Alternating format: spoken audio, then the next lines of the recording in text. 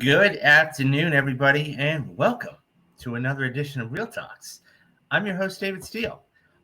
So we have a very special show today, and so as I made mention, a couple tweets and the other, and a little earlier yesterday, we have a special guest today. So I'm going to be welcoming him in a couple minutes.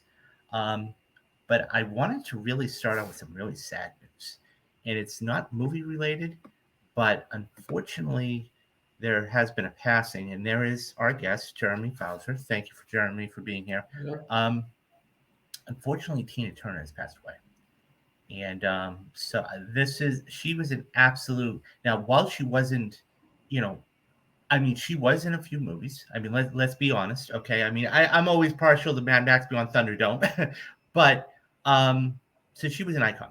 There's no other way around this, and so I wanted to actually, she was 83, not 80. I stand corrected. So I wanted to read, actually, it's Jeremy's colleague from the rap. Um, Sharon wrote this. So Tina Turner, whose musical career spanned decades, has died at the age of 83, a spokeswoman said in a statement on Wednesday. Her hits include the 1970s Proud Mary and her big comeback from the 1980s, What's Love Got to Do with It. Born Born Anna Mae Bullock on November 26, 1939, she came to the stage named Tina Turner when she married producer Ike Turner. Her story of surviving her abuse was made into the 1993 film What's Love Got to Do with It. So quickly, like since this is like the first thing that I mean, this literally just dropped as I was getting started. What are your first memories, or give me a couple of songs from Tina Turner that you really enjoy, Jeremy?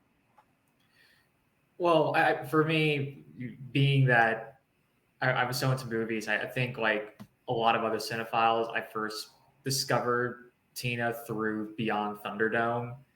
Um, that movie, I, hearing about her death, I thought so much about how Mad Max as a series so dramatically changed from one movie to the next. And Beyond Thunderdome, I think, was a big part of that. It became more than just the Mel Gibson thing. She was just as big of a star in that movie as Gibson was. And I think of Spin the Wheel, Make the Deal, and how she just had this incredible presence that you wouldn't really even think of. If you thought, obviously, people thought of her as a pop star, but here she is in this wildly different role. And she just owned it. And that for me is what I think of most when I think of Tina Turner. Yeah, I mean, she was just an absolute legend all the way around. I mean, just in the not only just her music, but her career and being able to. I mean, how many? And this is what I loved about her. I mean, how many women would actually have the confidence of actually getting on stage and doing that, and her voice. Forget about her voice. I mean, her voice was just magical in every single facet. Um, yeah, this is a tragic loss. Of course, she wasn't inducted in the Rock and Roll Hall of Fame, several years ago, as she should have been. There was, a couple of movies, made about her, and so that is just a sad, sad piece of news. But anyways, so I wanted to actually formally welcome my guest to the show. So he is his writing career began shortly, almost 10 years ago, in the National Art Festival in Grahamstown, South Africa.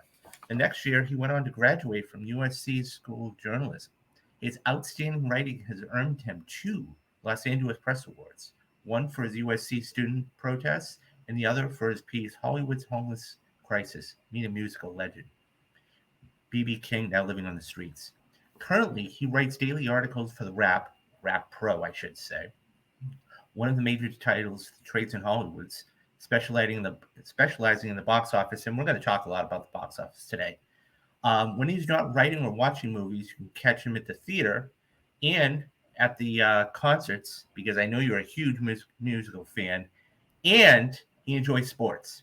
Currently, he's doing a weekly space with our friend Scott Mendelson, who was actually on the show about a year ago. So that was great to see, about movie news and all of the results. And as I said, it is my pleasure to welcome Jeremy Fowler into the How are you? Hey David, thanks for having me on here. Yeah, we're juggling. I'm juggling many different hats right now, covering strike and a very busy summer box office season. But I'm glad I would be able to take a time to talk a bit because Yeah. we've been So chatting on Twitter DMs, and I yeah. have a chance to be here talking on camera. Yeah, absolutely, definitely. So let's just I gotta ask off the top, like, so where did this love of movies first start? Hmm. I think part of it was just I grew up here in LA, and I grew up next to Valley College in the San Fernando Valley, and it's about just a mile away from it was back then a Century Theaters. Now it's a Cinemark North Hollywood, 8 screen, and tickets were just dirt cheap. So we just went to a bunch of movies, and my parents would take me to to the kid movies. I would beg them to see the Pokemon movie and all this stuff. But I think I remember it was when I was 11, and I just saw these I saw these all these TV spots for Master and Commander, and I feel like that was the first like grown up movie that I saw. But it looked a lot to me like Pirates of the Caribbean at the time, even though I knew it was more like intense and stuff. But we saw it opening weekend, and it's such an incredible. The craft on it is so incredible. It was so jarring for me for the first time. Oh yes, you're showing my Wheel of Fortune. Yeah, so I was actually going to say this, but it just popped up. So Mr. Jeremy here has been on a national televised game show. So Yeah, we'll get to that picture a little bit later, though. that came from So being really, really bored in lockdown and really needing to get out of the house and realizing, hey, they're only casting for Jeopardy and Wheel of Fortune in SoCal. Let me just give this a shot and see yeah, what happens. so And but yeah, so Master and Commander, yeah, I mean Russell Crowe is just it was a phenomenal movie back in the day. Yeah, I mean, so you started writing, so the rap you started writing for the rap when 2016? I joined the rap in January 2016. One moment, I got a leaf blower coming by my apartment Mm-hmm. here. Um, and for a year, it was just like I wasn't a full time staffer. I was like 1099, and I was just writing. I was just writing trafficy stuff. I wasn't doing the box office stuff. I wasn't sure how long I was going to be sticking around, but then after a year, the previous box office writer had to leave the site for personal reasons, and they said, "Hey, we have a spot open, and before we start putting out the hiring, we want to go internal. Do you want to give doing box office a shot?" So yeah, I joined. I became the box office reporter in 2017. The first few films that I was covering at the time were Get Out. Get Out was the first big box office hit that I looked at, which was a film that just kept going and going and going. Um, I made a lot of mistakes that first year. I thought that I wrote up a thing about how the summer 2017 box office is going to be huge, and it ended up being a big downswing from the previous year with 2016. Um, but then it just kept going to like 2018, 2019, where everything was And then working. of Not course just 2019 happened when it was just oh my god, Yeah, you know. 2019, like everything was working from the big blockbusters all the way down to like, you have multiple hit documentaries at the time, and then came the pandemic. So there's been a lot of highs and lows in the 6 years that I've been doing this beat, and the phrase that I always use with the box office is stubborn optimism.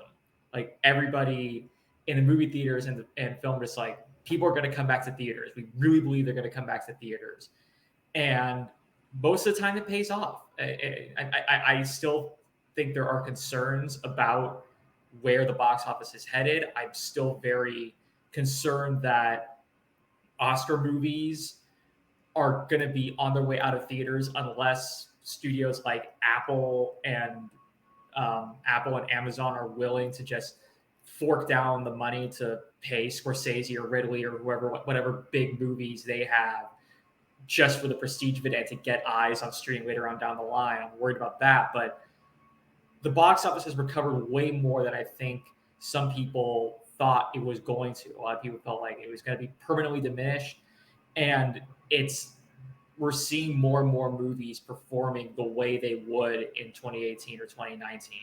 Now it's just a matter of, can the whole market get back to where it was in 2019? And I think this is the first year, at least for me speaking, this is the first year that we have something in there for everybody, right? I mean, we have Barbie coming out, later on in July.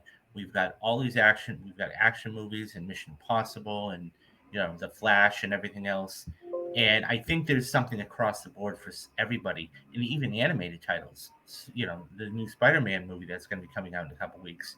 So this is the first time that really you're able to see an all performing box office, and I think it's great. And this whole year, the rest of the year is stacked.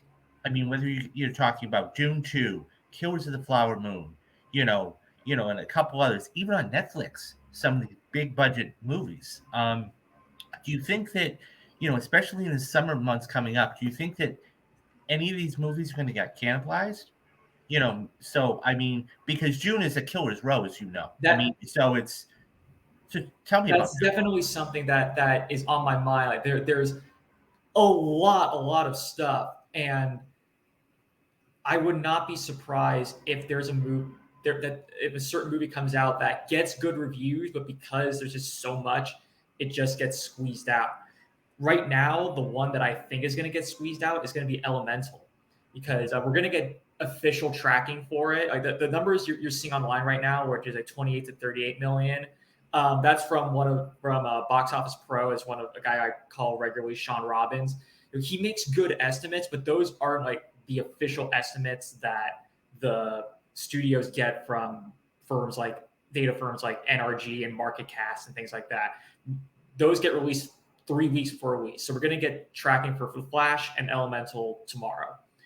And I think right now with Elemental, it's this situation where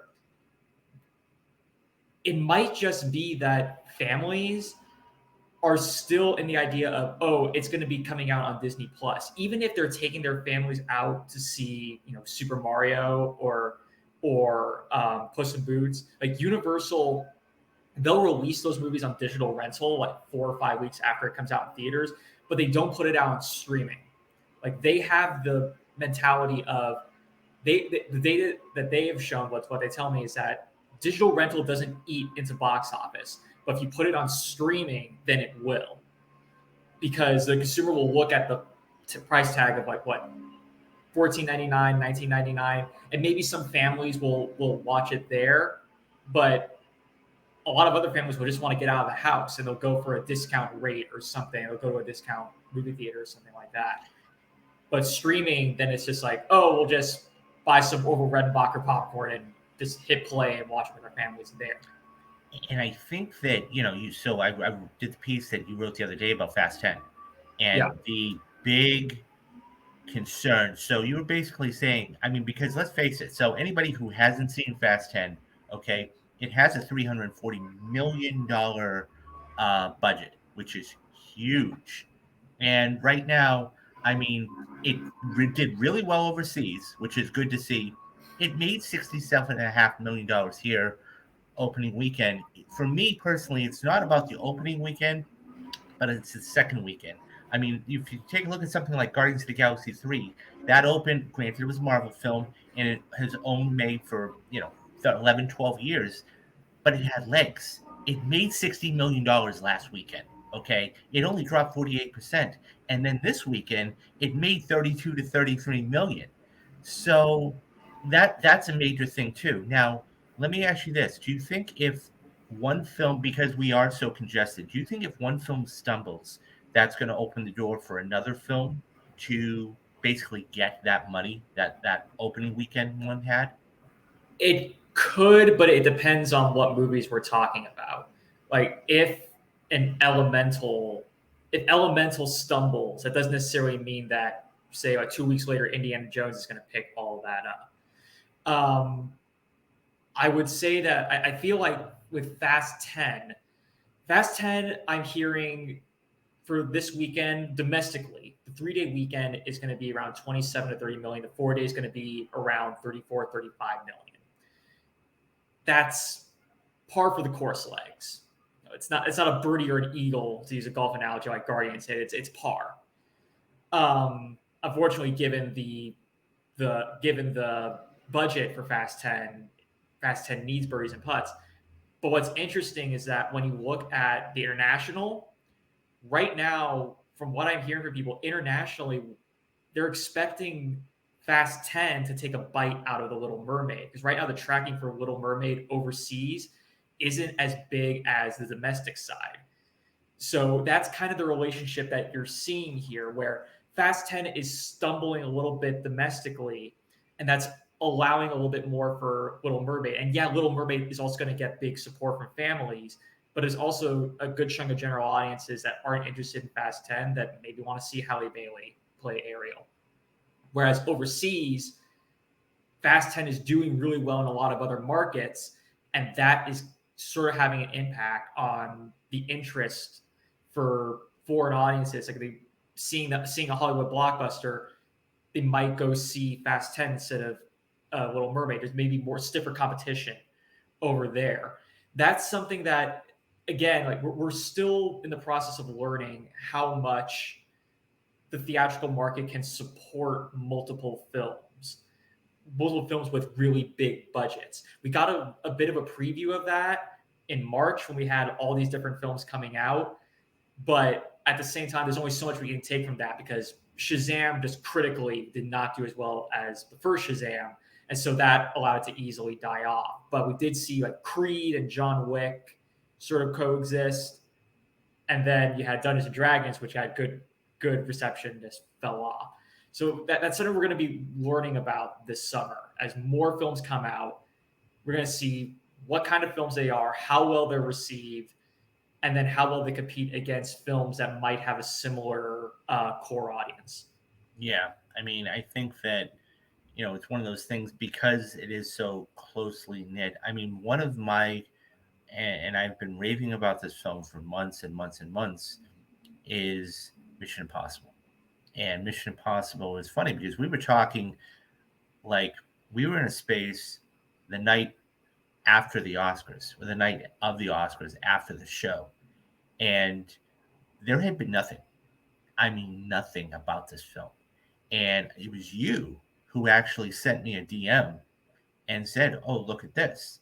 And I went, "What is it?" And so it was a poster. It was the first official like promotional poster. And I went, because people Photoshop and everything else, I said, "Is this real?" So of course I went on IMDb Pro, which I'm like, "Oh wow, this is real." So finally, it was one of those things where we're starting to slowly get this. And I got to be honest, like obviously the second trailer came out and everything else. Excited is an understatement. My biggest fear. So one of the films that I'm looking forward to, just to see the aesthetic and everything else, is Barbie. So it's one of those things. But, and here's the big but, and I'm not trying to be critical. The fact that it is the second weekend of Mission Impossible, because it is coming up the 19th. Actually, Mission Impossible moved it up from the 14th to the 12th.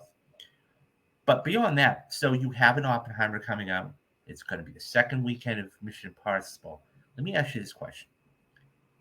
Do you think Barbie should move to, let's say, August to try and get some of that stuff? Or do you think it should stay where it is? I think you can stay put. First off, just one other thing I want to mention before I'm going off a bit of a tangent here, but I just think one thing that really fascinates me on Mission Impossible. So, like you said, that move to Wednesday. I think Paramount saw what Universal did with Mario and realized, hey, if we're feeling really really good about a movie, maybe we can put it out on Wednesday and allow that opening day audience to really get the word of mouth going, and then it just cascades into a huge Friday to Sunday. Mario did that incredibly well, and why not do it with Tom Cruise's Top Gun Maverick? And they're also going to be doing it with the Ninja Turtles movie. So I feel like when you see a movie move from a Friday release to a Wednesday release, you're going to be seen as a sign of the studio really, really feeling like they've got a winner there. As I answer your question about Barbie, I feel like Barbie is enough of it's different enough from Mission Impossible and from Oppenheimer to warrant this. I feel like we've become so used to one movie just dominating the charts that it's easy to forget that once upon a time counter programming was a thing. If you've got a movie that is responsibly budgeted and you feel like is tonally and in terms of core audience different from everything else, then why not put it against an Oppenheimer? Why not put it against a Tom Cruise movie? And yeah, I think the core audience for a Barbie crowd, it's going to be probably more female skewing, but in general, it's just being the comedy, just being this really smart, self-aware comedy that is going to draw a core audience. Is going to be different from the Mission Impossible crowd, different from the Oppenheimer crowd, and you hope gets in enough of general audiences to keep on making a profit. I'm more concerned about Oppenheimer, but that's just because it's a movie about nukes. I mean, I think the thing is too, when I mean everybody knows about World War II. It's more of a macro thing, but they don't know about the man. Yeah. Right. They don't know about who he had to do, what they had to deal with, back in 1945 and everything else. I think the fact that the two good things I will say about Oppenheimer is this. Number one, you have a cast that is stellar. Okay. Cillian Murphy, Emily Blunt, Matt Damon, so on. Then on top of that, you have a director that is a hard hitting director, so to speak. I mean, look, he can do sci-fi and Interstellar, okay, but he's also done something like, Inception, or and by the way, we're going to be doing it for the perfect movie coming up in June, guys, The Dark Knight and the whole Batman thing. Not to mention Interstellar and everything else. So I think that in itself. But to your point, though, they don't know the man, and I think with the runtime of 3 hours, and look, runtimes have gone out the windows. I've always said the film is good, if the story is good, I don't care how long it is. I mean, look, Killers of the Flower Moon. The right Killers of the Flower Moon is 3 hours and 29 minutes. Okay. I'm in all in for that. I mean, yes, it is Scorsese, but people forget, like The Irishman was 3.5 hours. So it's one of those things where I'm really that's one of my other ones I'm looking forward to. So let's transition from summer to fall. What are some of the things that you're really, so I've talked about a couple of them, okay? Dune 2 and Killers of the Flower Moon. What are some of the other ones that you really, I'm not asking to project anything. What are some of the ones that you're really looking forward to that have release dates that you say, I've got to be in the theater to see that?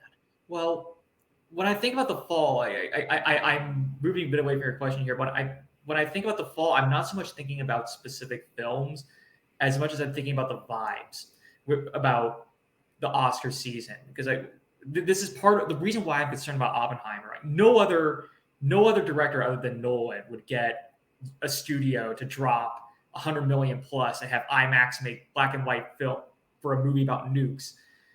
It's just that what I think about films like The Fabelmans, Banshees of Inisherin, She Said, a lot of films that came out last fall that premiered at Toronto and Venice that were big prestige films and then did next to nothing at the box office.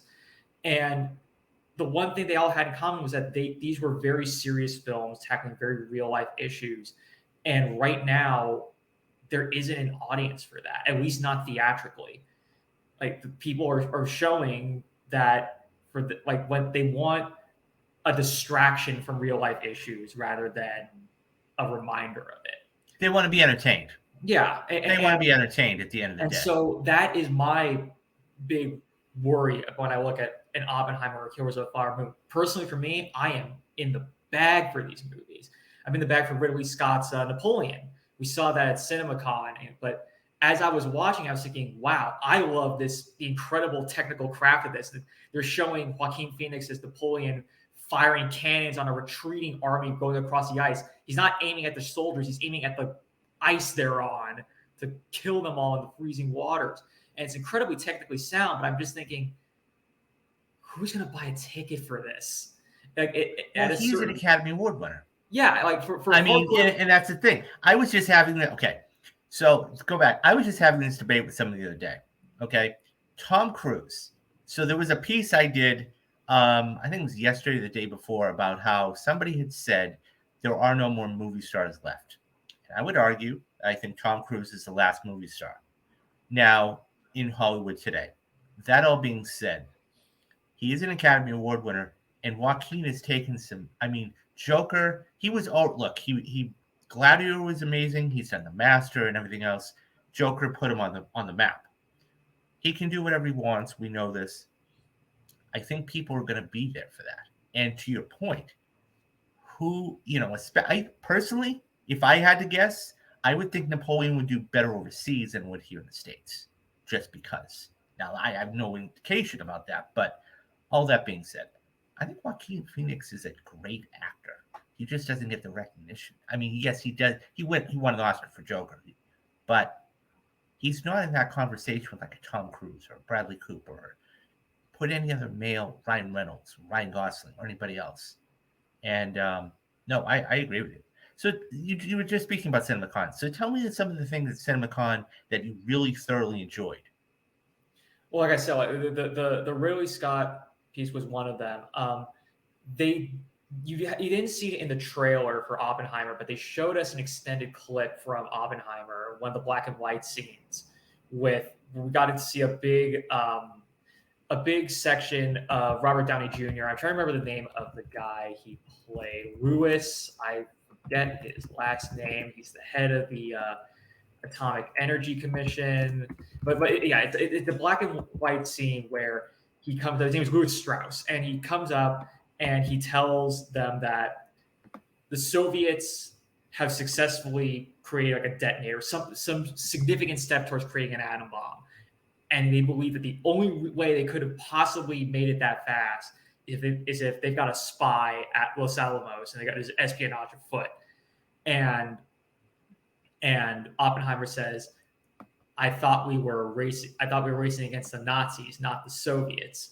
And kind of the impression I get is that's sort of the beginning of. I'm thinking that what's going to be is he's showing Oppenheimer. He's convinced he has to make this bomb before the Nazis do, and he's convinced that doing that will bring, as you hear in the trailer, a peace the world has ever known. But now he's starting to realize that that's not what's going to happen. Well, that's the scene too. I think in the trailer, and Matt Damon's sitting at a table, and he's like, he's got 12 months, a 12 months head start, and he's like, well, they have an 18 month head start. He's like, how do you know that? But yeah. So yeah, that was a movie that really, really impressed me. In terms of crowd pleaser movies, because I again, like movie about nukes, I'm hoping people will come out and see this because it's Nolan, but it does make me wonder. I think he has a very niche audience. Would you agree? Yeah. I think there's going to be a hardcore group of like Nolan fans that will come out to see it. I'm just wondering if at that budget level it's going to work. Like the Dunkirk is the standard for this. Like if it makes around 500 million worldwide, Universal will take that as a win. Another movie that I was really impressed by is Wish. They showed us the full segment of like what's going to be the big song. You hear it in the trailer. You hear a snippet of it in the trailer. It's really, really gorgeous. It's sort of taking what they developed a decade ago with Paperman, of that blend of let's do a 2D watercolor-ish style, but with 3D animation. It looks fantastic. The song is spectacular. That is a movie of all the fall movies. That is the one I'm most interested in seeing how it does box office wise, especially if Elemental fails to really attract an audience. I've been told by Disney that now that Iger's back in charge, they're really trying to get families to not wait to Disney Plus and come back out to the theaters again. Yeah. Movie theaters and Disney really, really, really need Wish to work, especially if Elemental flops, because that is a movie that has the Frozen formula. Marketable, got a marketable Disney princess. It's a musical. You got a goofy, funny sidekick. It's got this gorgeous 3D animation. It's got everything that the Frozen you would see in a Frozen or a Moana. And if that doesn't work, then you have to go back to the drawing board. yeah, not only to go back to the drawing board, but it's just we're already in a new world in animation right now where it's not just Disney in a clear first place and DreamWorks and animation doing a respectable second. Illumination is the new top dog now. DreamWorks is on the come up, and then you've got Sony Animation and Paramount Animation rapidly ramping up their production. Maybe at some point Warner Animation is going to get back into the game. It's we're at a point where we're going to be seeing more animated movies, and it's no longer just Disney's just the undisputed king. They might be a significant player again if Wish works, but there is something about their marketing right now that just isn't working. I think the films are working. I think Strange World wasn't a bona fide classic, but I thought it was very, very good. But they're having a hard time marketing these movies, and something's going to have to change. And if they can't market the most easily marketable animated movie they've got on the future slate, then they're in trouble. Let me ask you a question. You're saying that. So how do you think they turn it around? I think part of it might just be a longer play of just trying to undo what Chapek did, where Chapek was just so putting all the chips on streaming that it acclimated a good chunk of families to just waiting until streaming. It's one of those things where Disney Plus kind of works against them. I think Disney Plus is going to start being profitable once they start reducing the costs and how much they spend on making stuff for it. But they were getting to a point where they had so many families subscribe to Disney Plus compared to like Peacock. Like I would say like less than 10% of the families that have Disney Plus also have Peacock. So for families who really want to see Mario, they're going to go out to see that because they don't have Peacock.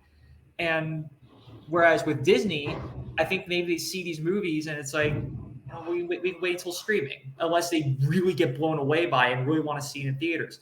So they really have to put the work in to get audiences to come back to theaters instead of just they'll have to string out how long they wait until they put a new movie that has been in theaters out on Disney Plus. I think it is also a matter of just the marketing of how they sell these films, depending on the premise. Elemental isn't a musical. They really have to find a way to really market the visual imaginativeness of this. Like they showed us the first 20 minutes at CinemaCon, and I'm watching this thinking, God, they must have been a blast to storyboard. There's all these really smart visual gags of the Ember, the fire character. She breaks something and she's apologizing to her dad about losing her temper while she's eating the glass and then blowing it out into a new jar. And it's just like it's just that kind of fun stuff. Like, God, that's got to be really fun to animate. They're having there's a lot of imagination going on in that world, and they got to convey it to people, and they got to make them want to see it in theaters. That's but it's easy to do that when it's Mario and it's like, ooh, it's the water jetpack from Mario Sunshine, or it's that thing the from Easter eggs. It's that thing that from that game I played on the N64 or the SNES or the GameCube or whatever. It's easy to do it when you've got a marketable IP, when you've got an original film like Elemental. They got to find a way to be able to do that again. They used to. Yeah. Okay. So I got to ask, and I know there were a couple of, obviously no spoilers, Jeremy, but I got to ask because you were at CinemaCon, and there were a couple of screenings the other day, and we were almost a little less than a month away.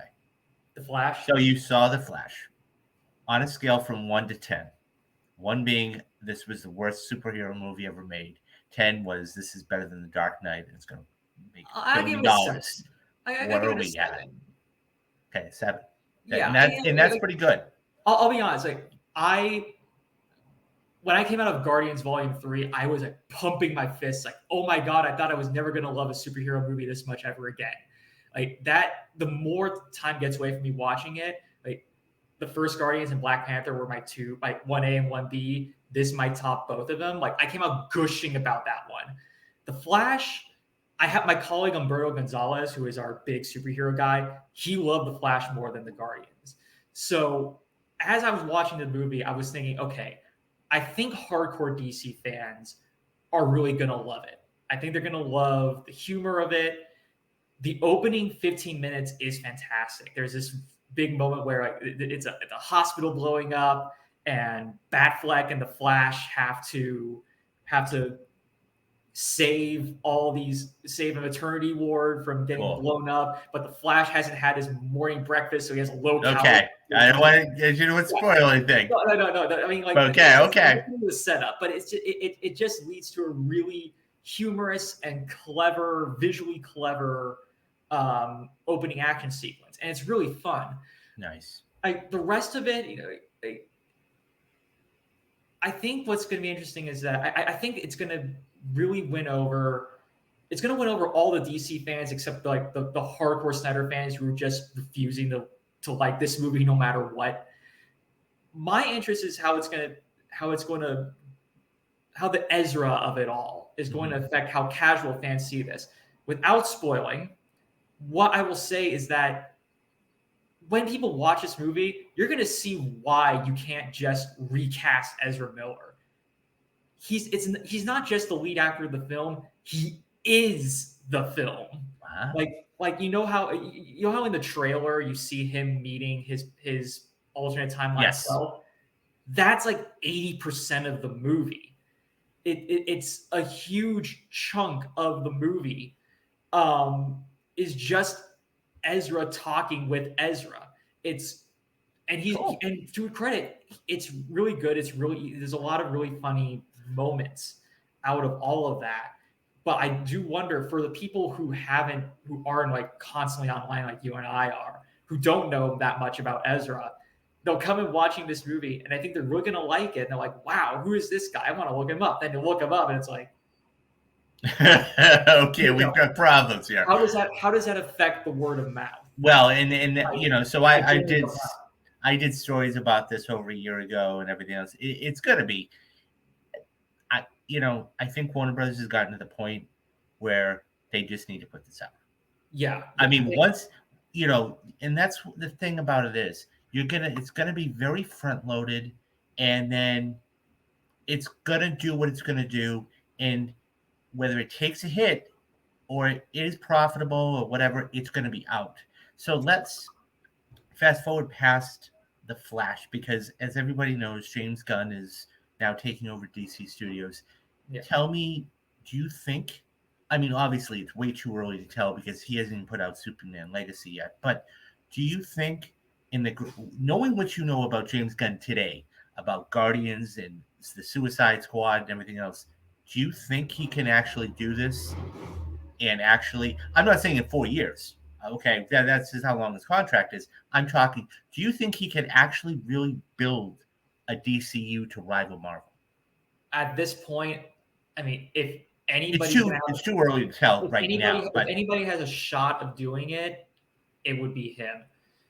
I think this is a moment where I feel like Warner Brothers is really, really pumping their fists that Guardians 3 has been as well received as it is, because even though it's 2 years, I think that goodwill is going to transfer over for a lot of general audiences. I think people will recognize that, hey, especially if they market it as from the director of the Guardians of the Galaxy films, they will remember how much they like all 3 of those Guardians films and think, hey, the Guardians guy's making a Superman movie.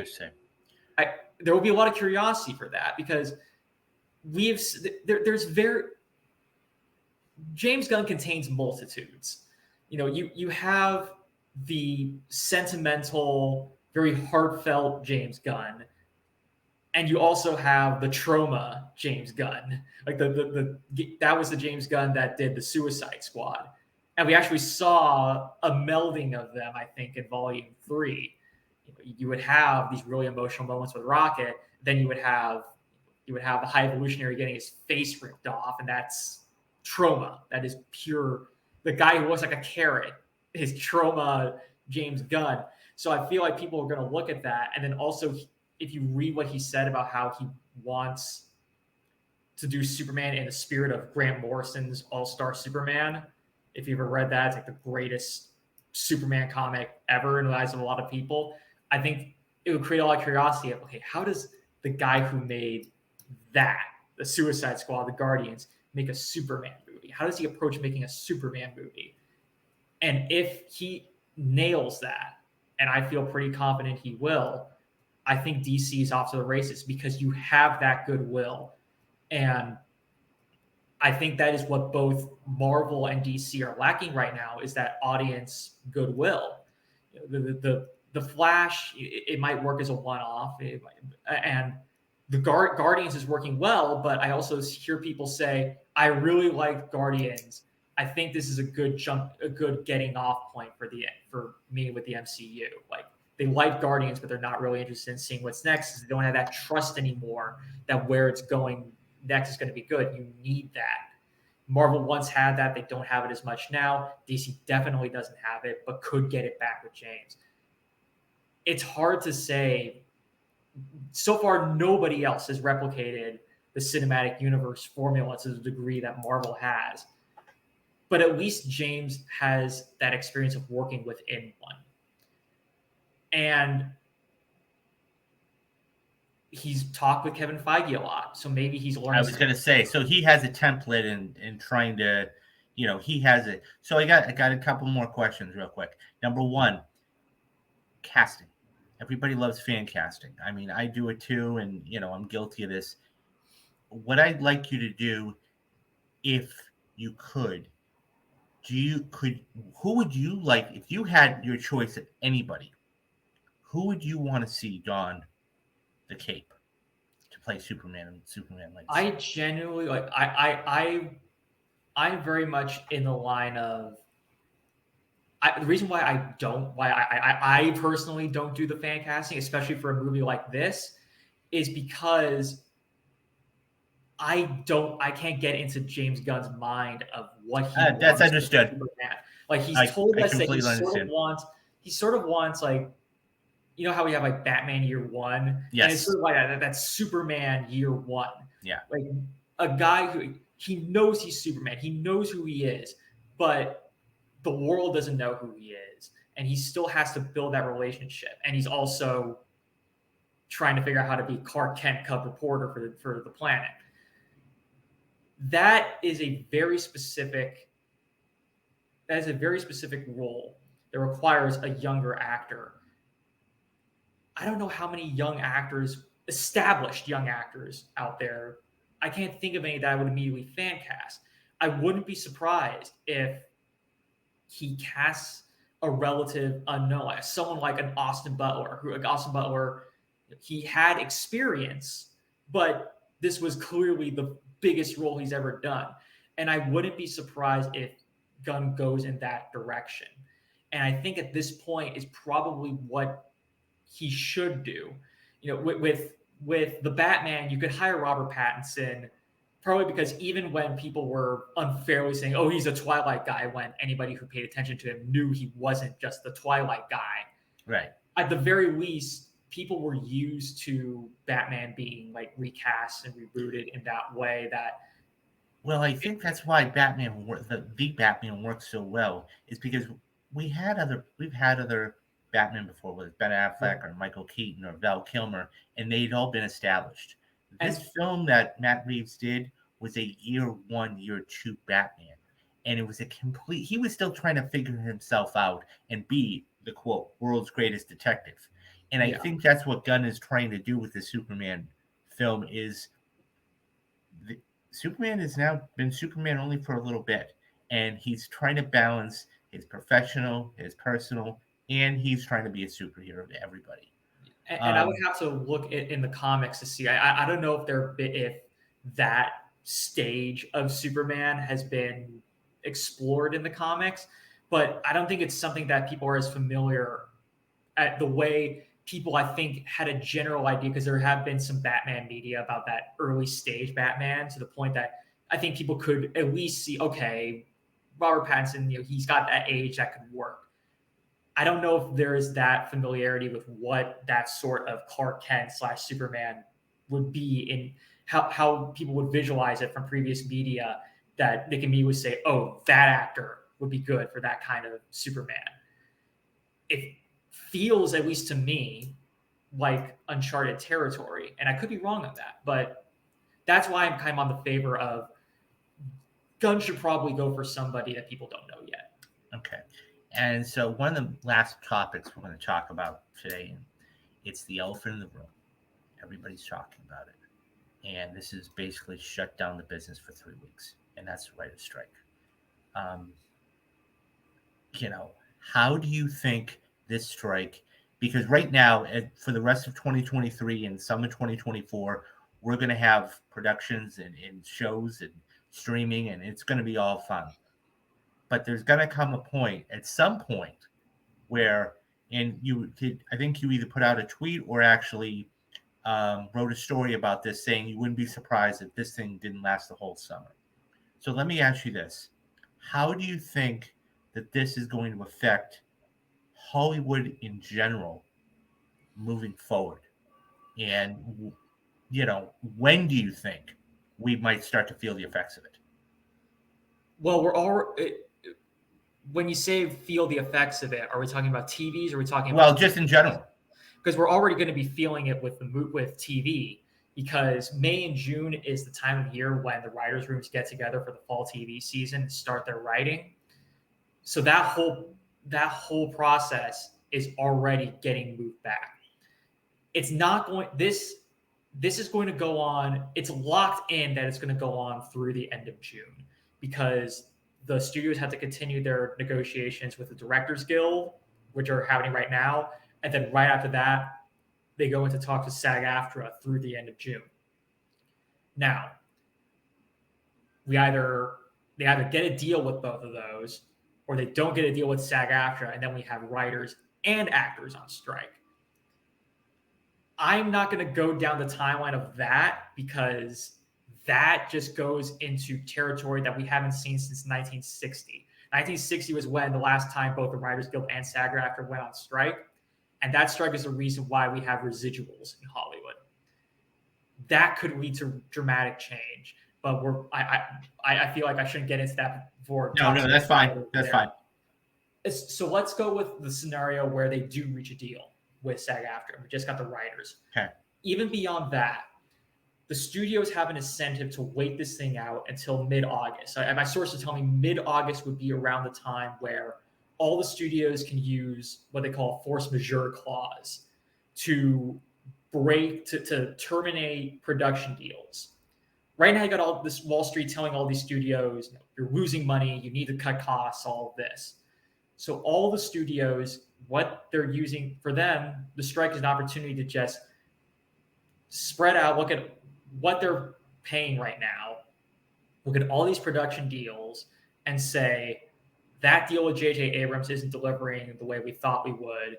We're going to terminate that clause. We're going to terminate this production clause. Now, those writers are going to find, these are high-profile writers we're talking about. We're talking about Ryan Murphy, Abrams, Shonda Rhimes, people like that. They will find jobs elsewhere, which the studios also have to prepare for. You have to not only be willing to terminate a deal with somebody who will not work again with you, but also is going to go work for a competitor. But they will do that to really dramatically cut down the costs. It could pay off. It could take billions of dollars off the books, depending on how many deals they terminate. Once we get past that point, that's when things get interesting, because from what I've heard, the legacy studios, Disney's, the Warner Brothers, the Universals, they're going to really want to get back to work after that. So the question is, do they start pressuring the streamers to come back to the negotiating table? The streamers are the ones that, from what I heard, were not really willing to answer all the demands that the Writers Guild wanted addressed. And that's the reason why talks ended without a deal. Does that split between the studios and the streamers start to widen, because the legacy studios have more of a pressure to get back to work with the writers than the streamers might? That is the harder question.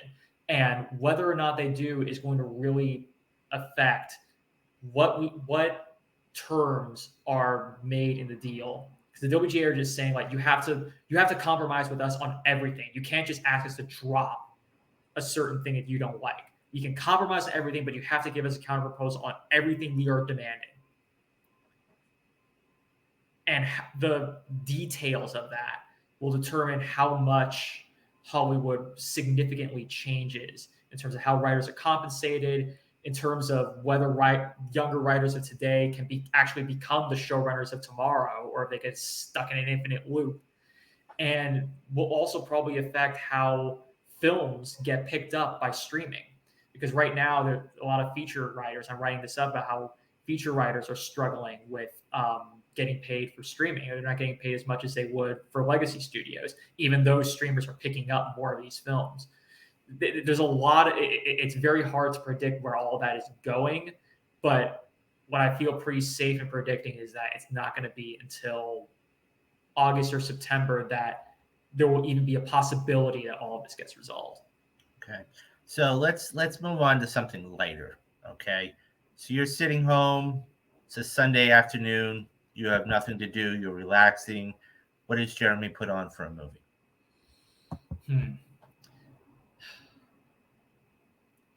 That's kind of hard because like I will confess that while I watch a lot of movies, like I genuinely like to go to like find like, okay, what's a new one in theaters? Like for me, if I'm doing nothing, I want to find like a new movie at the Lamley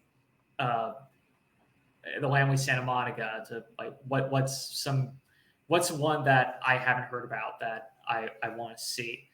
Although it's not a movie, it's a docuseries, not a docuseries, a miniseries. I am right now getting around to watching The Offer on Paramount Plus about the making of The Godfather, because Yes. I got the book over here. Mark Rylance?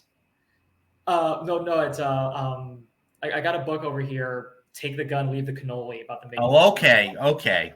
And it's that, while certain creative changes had to be made in The Offer, it is really fascinating just reading about how that movie was made and how it almost feels too Hollywood-esque to hear it be said that what was considered like the greatest movie of all time was people were convinced that it was going to be a bomb. And people inside, I still do that today. Yeah, and there's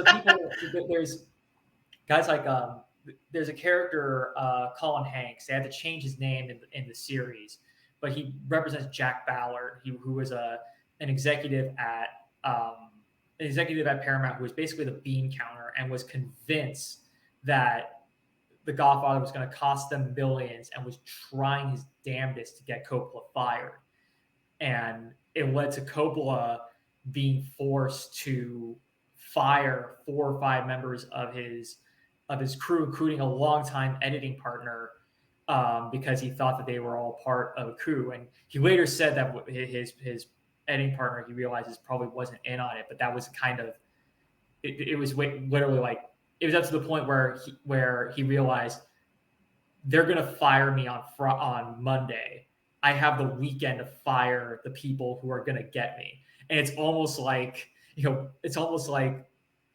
Michael Corleone realizing they want to have a meeting with me. They're going to whack me, so I'm going to get them before they get me. It's just this weird moment of life kind of sort of imitating art. And if you ever watch it, it's really fascinating just seeing how this movie had to navigate so many pitfalls, including dealing with the actual mobsters who were all wanted to get in with this. They all charmed Pacino and Brando, especially Brando, so that they could all hang out around the set and watch all of this. And it's just this weird melding of fiction and reality. It's amazing how the story of how The Godfather is made is just as compelling as the movie itself. Nice. All right. So last thing, and I kind of showed it earlier. So he goes on Wheel of Fortune. This is something I just found off the top. Wow, that's cool. So tell us your experience. Like, did you have a good time? Was it, yeah? Did you win? Well, I didn't get to the bonus round, but I did get enough money to buy Super Bowl tickets. So Nice. that was I was like they actually after when we finished rolling, I won like $8,500. And Nice. Cool. as we're walking off, Sajak says, "Got any idea what you're going to spend it on?" I told him, "If the Rams make the Super Bowl, I'm spending it on that." So So actually, so you obviously don't. I love game shows. I mean, I can remember I was this high watching The Price is Right back in the 80s and everything else. And I actually started, I think it would be a hell of a script, started to develop a little bit of a script for, and you can Google all this stuff if you don't know. It's Richard Larson from Pressure oh Luck. yes, I am very Yes. aware of Okay. this. So you know anybody. And I'm not going to bore Jeremy with it, but anybody who doesn't know about Richard Larson, okay, he was a guy that went on the Pressure Luck in 1984, 83 or 84, and he broke the game. You have to understand, this is when the Apple IIe was just starting. Okay, so Apple. I mean, you can dramatize this a little bit. So what they did was what CBS did is they had three different lighting patterns, and he would record it every single day, and he'd go home after work and watch the show, and he figured out the pattern. So I forgot what state he was from, but he goes to Los Angeles, gets on the show, and literally, and you can YouTube this, guys, for 9 minutes, he basically tens of thousands of dollars. And what ends up happening is that CBS, this is how standards and practice. I mean, they had it back with 21, but they had to really do a deep dive back into it because they were saying, "Oh, he cheated. This." No, he didn't cheat. He just figured it out. Anyways, long story short, they paid him the money. About a year later, he's listening to the radio. He hears an ad on the radio. If you can find the serial number on a $1 bill, we'll give you $5,000. So he goes to the bank. He takes out like, I don't know, $10,000 in $1 bills. He has his wife and him combing through all these $1 bills. And after like the first 4 or 5 hours, the ex-wife, she said, "I'm done." She she takes the $5,000 in the dresser drawer and splits with the kid. He ends up, I think he passed away at like 71, 72 years old, died of lung cancer. His last job was at Walmart greeter. So Yeah, a little quick actually, story. that would be a very not only would that be a good movie, but I could also see that there would be some probably really interesting cinematic ways to show how he did it because yeah, you can watch this on YouTube because there was a game show. I remember there was some documentary about this. Oh yeah, no, the Pressure Luck documentary. Yeah, he And they brought memorized Tito from Arkham back, yeah, yeah, and the all the contestants. patterns, and Yeah. then just time. You have to be dead serious and time it just right to always hit the top money. But if he was if he was a tenth of a second off on his timing, he would lose everything. Well, not only that, he won yachts, he won trips, and you could tell in the tape he was visibly agitated. Yeah, like anybody would love a trip to Acapulco. He's like, he's got all this on him. He's got the crowd screaming, completely bewildered by what the hell he's doing. And Tamarkin had no idea. I could see a very clever way. You could really find a way to cinematically bring that anxiety on screen, and you could find ways of showing like how he's like trying to lock in and like do the timing right. Kind of like The Equalizer. Everything is throwing him off. That could be a clever way. It would be kind of like The Equalizer in the scene when the very first film when he's in with the Russian mobsters. Yeah. And he just slows down time and he looks around. That would be very, very unique. But yeah, so this has been a blast. Like I said, I know you're a busy guy and we might get some news, later on today about all of this stuff. But anyways, Jeremy, I want to thank you very much for coming on the show because I had a blast talking with you. Thanks for having me. I'm going to keep using your pieces and, you're more than welcome. We'll have you back probably at the end of the summer and just, see. There'll be a lot to talk about how it all went down. To talk about. Okay. So, guys, that's the show for today. It's a little different, like I said. Couple of things moving forward. Number one, we do have our perfect movie series coming up for June. It is going to be The Dark Knight, so stay tuned for that. Number two, I have not forgotten about the Patreon, guys. I finally got the link to actually go watch Training Day. So Mob Mondays is going to be for $5 per month, okay? And Rewatch Wednesday is going to be for 10. If you want both, I would advise doing that. Number three, we got a ton of stuff coming up on the channel for you guys. Spoiler casts, Mission Impossible rewatches, all this stuff. It's free. So all I ask is you hit the like and subscribe button, gets it out there to everybody else. It keeps the interviews, coming in like Mr. Fauser here. And yeah, that's it. So stay tuned for tomorrow. And oh, the last thing I'll say is this. The podcast, I am putting up some more podcasts. It is a process. I'm a month behind, so bear with me. Go to your favorite podcasting site, whether it's Spotify, Apple, or iHeartRadio. I will be putting them on SoundCloud at some point. And you guys, if you can't watch the videos, you guys will be getting your daily dose of real talks, on your bike rides, on your workouts in the gym, at work, whatever it is, you guys will be able to hear that. Okay, guys. So that's going to do it for today. He's Jeremy Fauser. I'm David Steele. And you guys have been watching Real Talks. Bye-bye.